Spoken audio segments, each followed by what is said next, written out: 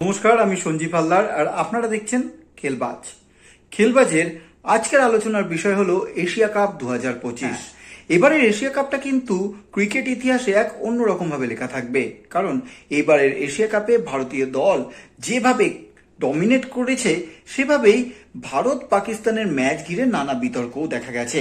Even যখন final শেষ হয়েছিল, যখন পুরস্কার বিতরণী অনুষ্ঠান হয়েছিল, সেই সময়ও কিছু ঘটনা ঘটেছে যেগুলো কিন্তু ক্রিকেটে এর আগে হয়তো কখনো দেখা যায়নি। ক্রিকেটের এশিয়া কাপ 2025 নিয়ে আমাদের খেলবাজে আলোচনা সবকিছু নিয়ে বিশ্লেষণ করবেন ক্রিকেট বিশেষজ্ঞ দেবাশিস দত্ত। চলুন শুনে নেওয়া যাক তিনি কি বলছেন।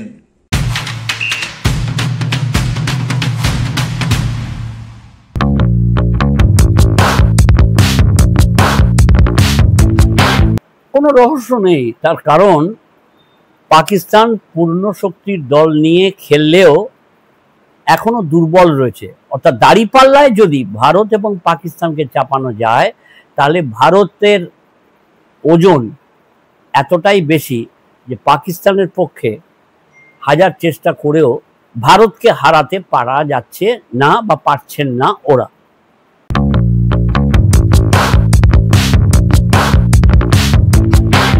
এশিয়া কাপ ফাইনাল হলো ফাইনালের মতোই, একটা তুল্যমূল্য লড়াই হলো। তবে 146 রানের গুটিয়ে যাবে পাকিস্তান, এটাও যেমন ভাবা যায়নি, তেমনি ভারত খোঁড়াতে খোঁড়াতে জিতবে এটাও কিন্তু ভাবা যায়নি। অর্থাৎ ম্যাচটা জমেছিল, একটা লড়াই করার চেষ্টা করছিল পাকিস্তান বটে, কিন্তু শেষ পর্যন্ত ভারতের কি বলবো ধারে এবং ভারে পাকিস্তান হারিয়ে গেল, ডুবে গেল।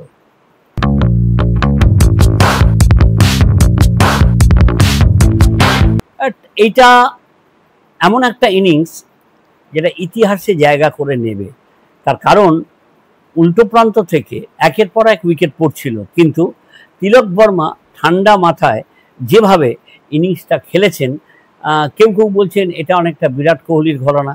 যে ঘরানারই হয়ে থাকুক না কেন, অন্তত মাটিতে পা রেখে এবং কারেন্ট সিচুয়েশন অনুযায়ী ও ব্যাট করার চেষ্টা করে গিয়েছেন, এবং যখনই দরকার হয়েছে তখনই কিন্তু 4, প্রয়োজনে 6 এবং কখনো কখনো 1 বা 2 রান নিয়ে স্কোরবোর্ডকে সচল রাখার চেষ্টা করছিলেন।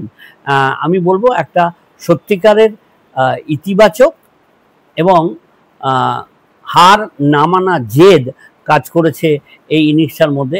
এখনো পর্যন্ত তিলক বর্মা যত ইনিংস খেলেছেন তার মধ্যে এশিয়া কাপ ফাইনালে দুবাইয়ে তিনি যে ইনিংসটা খেলেছেন 69 রানের, দ্যাট ইজ দ্য বেস্ট।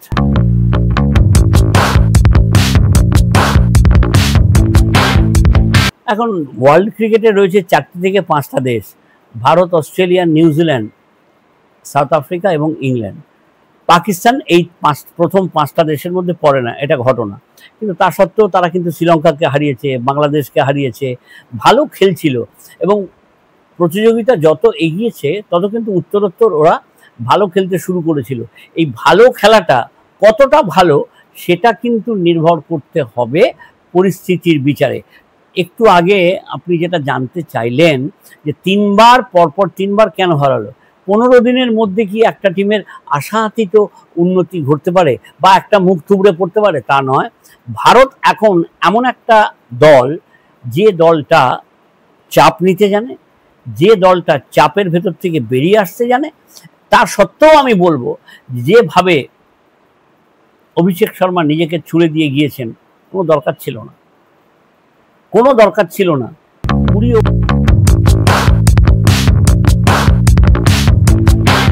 এবার দেখতে গেলে শুনতে গেলে 120 বলের খেলা, আদতে কিন্তু ডট বল খেলছে প্রায় 30 থেকে 40টা বল, অর্থাৎ 80 বলের 70 থেকে 80 বলের খেলা হয়। এই 70 থেকে 80 বলে 200 রান যদি তুলে ফেলা যায় তাহলে মোটামুটি আপনি নিরাপদ জায়গায় থাকতে পারবেন। এটা মাথায় থাকা সত্ত্বেও এই যে অভিষেক 6 মারছে, এত জোরে ওকে অনেকে উৎসাহিত করা হয়েছে, সেটা ঠিক নয়। এবং বাচ্চা ছেলে তো, ফলে একটা ইংরেজিতে শব্দ আছে, get carried away, please don't get carried away. এটা লোকে বলে যে হাওয়ায় ভেসে থাকাটা এক জিনিস, হাওয়ায় ভেসে খুব বেশি দূর কিন্তু এগিয়ে থাকা যাবে না। ক্রিকেট এমন একটা খেলা, এক ঝটকায় আপনাকে মাটিতে ফেলে দেবে।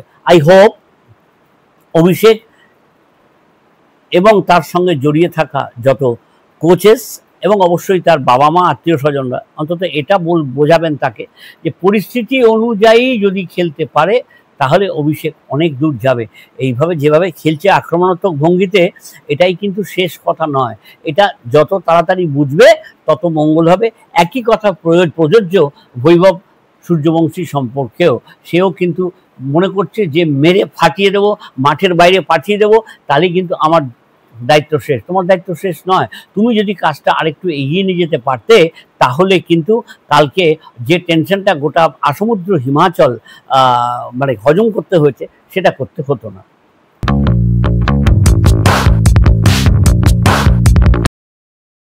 বল থাকে 6 মারবে, কিন্তু 6 বল মারতে গিয়ে আউট হয়ে গেলে নিজেকে কি বলবে, সান্ত্বনা দেবে। যে অর্থাৎ প্রত্যেকটি ম্যাচের প্রথম বলে 6 মারতে গেলে প্রবলভাবেই চাপে থাকতে হয় এবং সম্পূর্ণ যদি নিশ্চিতভাবে না পৌঁছে মস্তিষ্ক কি সিগন্যাল দিচ্ছে সেটাকে অনুসরণ করে করতে হবে, মারতেই হবে, এই বাধ্যবাধকতা কেউ দেয়নি। তো সেটাও আমার মনে হয় খেলতে খেলতেই শিখবে। শরীরে রক্ত তাজা রয়েছে এবং একটা মাচো ভাব রয়েছে। ভুলে গেলে চলবে না, ও চণ্ডীগড়ের ছেলে, যেখানকার জীবনযাত্রা অত্যন্ত গতিময়। আমার মনে হয় যে জীবনের গতিটাকে ও ব্যাটেও আনতে চাইছে।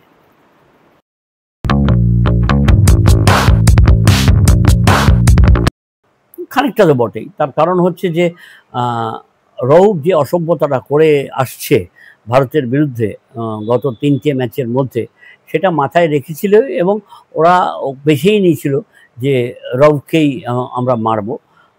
এবং যে ভঙ্গিমায় বাংলাদেশ ম্যাচে জেতার পর শাহিন আফ্রিদি এরম করে বলেছিল যে উই আর রেডি।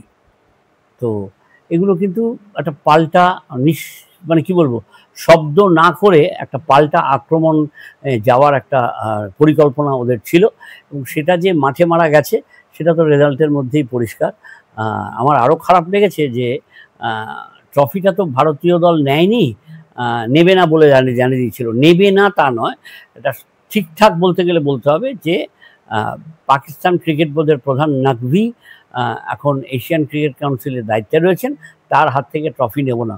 অর্থাৎ ভারত এবং পাকিস্তান এই যেটা যুযুধান প্রতিবেশী রাষ্ট্রের মধ্যে যে সম্পর্ক, সেই সম্পর্ক যে কারণের জন্য দায়ী তাতে এই নাকভি আছেন, তাই তার হাত থেকে ট্রফি নেব না। এটা এক ধরনের কি বলবো পাল্টা যুদ্ধ ঘোষণা করে দেওয়া এবং সেটা ভদ্রতার নিরিখে, কিন্তু ওরা মানতে চায়নি, তাই ওরা নেয়নি। বারবার রিকোয়েস্ট করা সত্ত্বেও ভারতীয় দল অনড় ছিল যে আমরা ওই নেব না। এবং সবচেয়ে ভালো লেগেছে আমার সূর্যকুমার যাদবের একটা মন্তব্য যে আমার ড্রেসিং রুমেই তো রয়েছে 14টা ট্রফি, অর্থাৎ 14টা তাজা ছেলে, 14টা তাজা ক্রিকেটার যারা পাকিস্তানকে হারালো, এবং তার দাম অনেক বেশি than this trophy.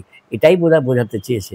R social মিডিয়ায় একটা ছবি দেখলাম, আমি আসলে সোশ্যাল মিডিয়ার মানে ঘোরাফেরা করি না, কিন্তু আমাকে একজন দেখালো যে নাকভি শুয়ে আছেন ট্রফিটাকে পাশে রেখে, যেভাবে বিশ্বকাপ জেতার পর লিওনেল মেসি বা কখনো কখনো বড় ট্রফি জেতার পর CR7 ক্রিশ্চিয়ানো রোনাল্ডোরা থাকেন, ঠিক সেভাবেই যেন ট্রফিটা পাশে রেখে উনি নিশ্চিন্তে ঘুমোচ্ছেন। এবং মজার ব্যাপার হলো উনি ট্রফিটা পাকিস্তানে নিয়ে গেছেন। এবার 3 ম্যাচে হেরে কিভাবে তিনি ট্রফিটা নিয়ে পাকিস্তানে ঢুকতে পারলেন, এটা নিয়ে নিশ্চয়ই মানে কি বলবো হাস্যরোল নিজেদের দেশেই হচ্ছে। ওয়াসিম আকরাম পরিষ্কার একটা কথা বলে দিয়েছেন যে যেভাবে যে বালখিল্য মানসিকতার নিদর্শন গত 3টে ম্যাচে এবার এশিয়া কাপে দেখিয়েছে ভারত, তাতে পাকিস্তানের প্রত্যেক ক্রিকেটারের মুখে যেন একটা করে চুষি কাঠি দিয়ে দেওয়া দরকার। বাচ্চা ছেলে নাকি একটা বল ছুটছে এভাবে আলগা করে ভাবে। এখন দেখুন এগুলো ঠিক কথা, তবে এরা শোধরাবে না। কপিল দেব আমাকে বলেছেন যে এদের কথা আলোচনাতেই আনবেন না, এটা ছোটোবেলা থেকে বই পড়াশোনা ইত্যাদির কাছে নেই নয়, কিন্তু কপিল দেব এটা পরিষ্কার প্রকাশ্যে বলছেন, এবং বলছেন বলেই দুঃখ পেয়েছেন। তার কারণ হচ্ছে যে তার আমলে যেসব ক্রিকেটার ছিলেন, সে তো মানে কি বলবো, নাম করা তারা ক্রিকেটার, কিন্তু সম্পর্ক একেবারেই খারাপ ছিল না। আমি একটা ঘটনার কথা বলছি। লাহোর টেস্ট ম্যাচ সকালবেলায়, ওটা ছিল জাভেদ মিয়াঁদাদের ১৭তম টেস্ট ম্যাচ। তো সবাই প্র্যাকটিস করে এসেছেন। ড্রেসিং রুমের দরজাটা খুলে বাঁদিকে একটা লম্বা বেঞ্চি আছে, সে বেঞ্চির উপর আমি বসে আছি, সামনে বসছেন সুনীল গাভাস্কার, তার পাশে কপিল দেব, চা খাওয়া হচ্ছে। এমন সময় নক করে জাভেদ মিয়াঁদাদ ঘরে এলেন। अरे गुड मॉर्निंग, कैसे हैं तुम लोग? ए कपिल, तुमको पता है ना आज मेरा 100 टेस्ट मैच है, तो आज तो मैं सेंचुरी करूंगा, कुछ भी हो जाए मैं सेंचुरी करूंगा, बट तेरे को भी बहुत मारूंगा। अब तू बोल, कट के खाऊंगा या फ्राई करके खाऊंगा। ন্যাচারালি অত্যন্ত অপমানকর মন্তব্য। তার সত্ত্বেও গাভাস্কার বললেন যে Javed, he is Kapil Dev our hero, ऐसा बात मत करता है, तू अभी निकल जा, अभी जा, all the best for your 100 test match. এই যে সম্পর্কটা, ইয়ার্কির সম্পর্ক, টিপ্পনির সম্পর্ক, এই সম্পর্কগুলো আপনারা যদি ভারত পাকিস্তানের বিস্তর ঘটনা আছে, একটা যদি সিরিজ কখনো করে গৌতম রায়রা, আমি প্রচুর ঘটনার কথা বলবো যেখানে ভারত এবং পাকিস্তান সম্পর্কে বিস্তর গল্প রয়েছে, সে গল্পগুলো বলবো। এক্ষুনি মনে পড়ে গেল একটা ঘটনা, 85 Benson energies cup final, Bharat Sunil Gavaskar captain, পাকিস্তানের ক্যাপ্টেন জাহির আব্বাস। মিডিয়া জাহির আব্বাসকে জিজ্ঞেস করেছে, বিশেষত অস্ট্রেলিয়ার মিডিয়া, ইংল্যান্ডের মিডিয়া, যে কালকের ফাইনাল সম্পর্কে আপনার কি মতামত? ও বলেছে যে তোমরা তো আমাদের কি কন্ডাক্টর, বাস ড্রাইভার এবং কন্ডাক্টরদের সঙ্গে তুলনা করেছো, তো তাতে তোমার কি? তুমি দর্শক হিসেবে আসো, পয়সা দাও, টিকিট কাটো, খেলা দেখো, বাড়ি যাও। It's between conductor and bus drivers, আমরা আমাদেরটা বুঝে নেব। কি চমৎকার উত্তর! একই সঙ্গে ভারতকেও সম্মান রাখলেন, নিজের সম্মানটাও রাখলেন। এই বোধ, বুদ্ধি, বিচার, বিবেচনা, শিক্ষা, এগুলো কিন্তু এই প্রজন্মের কাছে আর আশা করবেন না। গোটা পৃথিবীতেই অবক্ষয় ঘটছে, সবচেয়ে বেশি অবক্ষয় ঘটেছে পাকিস্তান দলের ক্ষেত্রে।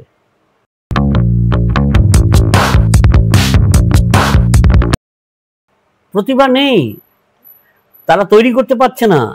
আমাদের ইন্ডিয়াতে আন্ডার-13, আন্ডার-15, আন্ডার-17, আন্ডার-19, আন্ডার-21, আন্ডার-23, এই যে ধাপে ধাপে যে এক একটা ক্রিকেটারকে তৈরি করা হচ্ছে, সেটা আমরা দেখতে পাচ্ছি না। তার কারণ আমরা খোঁজ রাখি না। আমরা খালি খোঁজ রাখি বিরাট কোহলি অথবা রোহিত শর্মাদের, অর্থাৎ সিনিয়রে পৌঁছে যাওয়ার কথা। এই যে পর্দার পেছনে প্লেয়ারদের তৈরি করার যে প্রয়াস নিঃশব্দে ঘটে চলেছে ভারতবর্ষ জুড়ে, সেটা তো পাকিস্তানে নেই। পাকিস্তানে কোনো 4 ডে ক্রিকেট হয় না, তাহলে জানবে কোত্থেকে ওরা? এবং ওই তবলা বাজানোর মতো দুম করে একটা মঞ্চ খাড়া করে দিচ্ছে, দিয়ে একদল ক্রিকেটারকে বেছে নিয়ে চলেছে। পাকিস্তান কি ক্রিকেটার কম ছিল? জাহিরা, আপনি সাম্প্রতিক অতীতের কথাই বলুন না, বাবর আজম কোথায় গেল? ওরা বলছিল বাবর আজম বিরাট কোহলির চেয়ে বড় ব্যাটসম্যান, আমি তর্কে যাচ্ছি না, তো সে গেল কোথায়? ইনজামামুল হকের মতো ব্যাটসম্যান, সাইদ আনোয়ারের মতো ব্যাটসম্যান কোথায় গেল তারা? আছে তো, প্রতিভাবান দেশ তো, জোরে বোলার বার করতে পারছে আর ব্যাটসম্যান বার করতে পারছে না। The system is missing. Javed মিয়াঁদাদের মতো কোচ, জাভেদ মিয়াঁদাদের মতো ব্যাটসম্যান, প্রবল লড়াই করার ক্ষমতা কোথায় গেল? আব্দুল কাদির নয় মারা গেছেন, কিন্তু তার শিল্পটা কোথায়? কেউ অনুসরণ করতে চাইছে না। It's a different skill. Cricket খেলাটা একটা স্কিল, এবং সেই স্কিল প্রচুর রয়েছে পাকিস্তানেও, ওকে। কিন্তু কিভাবে সেই স্কিলওয়ালা ক্রিকেটারদের নিয়ে আসতে হবে, তৈরি করতে হবে, পিঠে হাত রেখে কি বলবো, ভালো খেলার জন্য উৎসাহিত করতে হবে, সেসব ব্যাপারে কোনো নজর নেই পাক বোর্ডের। খালি তারা চেষ্টা করছে কিভাবে নানা প্রতিযোগিতায় যোগদান করে একগাদা টাকা নিয়ে বাড়ি ফিরে যাব। হারা জেতার কোনো লজ্জাটা তাদের যে নেই, সেটা তো আমরা ইতিমধ্যেই বুঝে গেছি, প্রমাণিত। ফলে এত সব মাইনাস পয়েন্ট নিয়ে ভারতকে হারানো এই মুহূর্তে কঠিন হয়ে যাচ্ছে। আমরা কি ভারতীয় ক্রিকেটারদের সমালোচনা করছি না? আমরা কি ভারতীয় বোর্ডের সমালোচনা করছি না? কিন্তু মূল ব্যাপার একটা, যে পরিকাঠামোকে আরও বেশি শক্ত করে তৈরি করা এবং একের পর এক ক্রিকেটারকে উপহার দিতে থাকে তারা বিশ্ব ক্রিকেটকে। সাম্প্রতিকতম উপহার হচ্ছে তিলক বর্মা।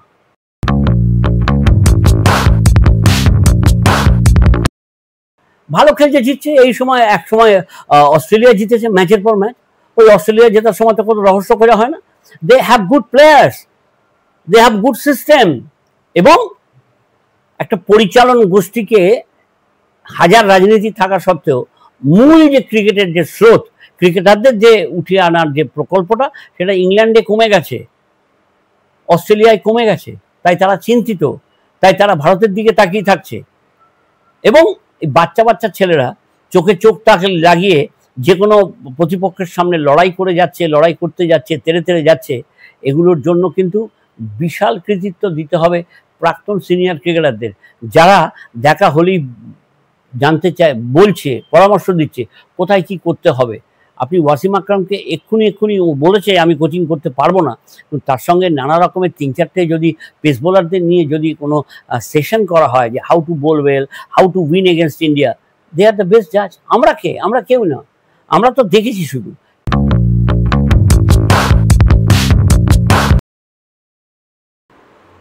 বিতর্ক তৈরি করে কি আর ম্যাচ জেতা যায়?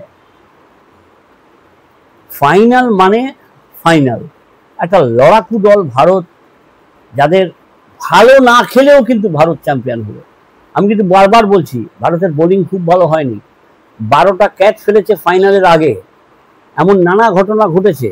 ওকে, বুমরা কিন্তু খুব ভালো বোলিং করেননি, বরুণ চক্রবর্তীরাও নিজেদের সেরা ফর্মে ছিলেন না। আমি বলছি যে অভিষেক শর্মা এবং যদি কুলদীপ যাদবকে দলের বাইরে রাখা হয়, তাহলে কিন্তু বাকি 9 জন বা 10 জন বা 11 জন ক্রিকেটার কিন্তু ধারাবাহিকতা দেখাতে পারেননি, তবু জিতে গেছে ভারত। তার কারণ একটা দল চেয়েছিল নানা অছিলায় বিতর্ক তৈরি করে, পায়ে পা দিয়ে ঝগড়া করে ভারতকে পদচ্যুত করে দেবে, পদস্খলন ঘটবে, এই আশা যারা করেছিলেন তারা ঠিক দেখলেন উল্টো। নিজেদের দল পারল না, পরপর 3 ম্যাচে হারের হ্যাট্রিক হলো, এবং ভারত ড্যাং ড্যাং করে খুব ভালো না খেলেও এশিয়া কাপে একবার চ্যাম্পিয়ন হলো। এই নিয়ে 9বার, সব ব্যাপারেই পাকিস্তানের চেয়ে ভারত এগিয়ে ছিল। পাকিস্তান উন্নতি করছিল বটে, কিন্তু that was not enough to beat. Asia cup 2025 নিয়ে দেবাশিস দত্তের ক্রিকেট বিশ্লেষণ কেমন লাগলো আপনাদের? লিখে জানান। চ্যানেলটি সাবস্ক্রাইব করুন, লাইক বাটনটি প্রেস করতে ভুলবেন না। ফুটবল খেলার আরও খবর নিয়ে আমরা আবারও ফিরব, তবে এখন এই পর্যন্ত সঙ্গে থাকুন। নমস্কার।